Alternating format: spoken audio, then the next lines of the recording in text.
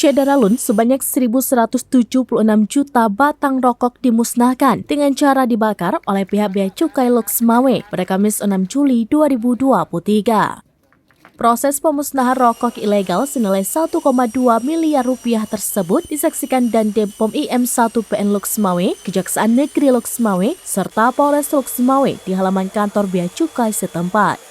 Kepala Bea Cukai Loksmawe Agus Siswadi mengatakan jutaan batang rokok itu merupakan hasil penindakan operasi rokok ilegal yang dilakukan sekitar 744 kali sepanjang tahun 2021 hingga 2022. Rokok ilegal tersebut didapatkan dari berbagai daerah, yaitu Loksmawe, Aceh Tengah, Biren, Bener Meriah, dan Aceh Utara yang dikirim dari daerah lain seperti Pulau Jawa hingga luar negeri melalui jalur darat dan laut.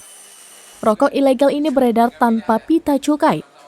Ada juga yang dilekati pita cukai bekas dan pita cukai palsu yang melanggar ketentuan peraturan perundang-undangan Undang-Undang Nomor 39 Tahun 2007 tentang cukai.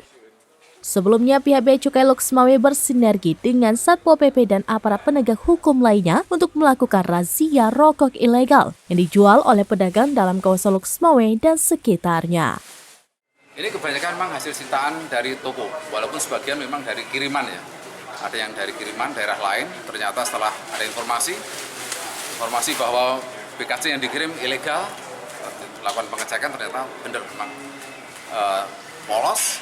Kemudian ada yang pita cukainya bekas, yang hasil udah ditempel pada hasil tembakau yang sebelumnya.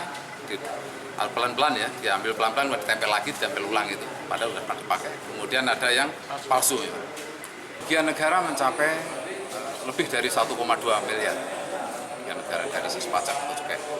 Nah ini kan karena yang diambil dari masyarakat kecil ya, pedagang-pedagang, toko yang hanya ada 1-2 slop itu memang tidak kita tegakkan untuk mereka, untuk pidananya.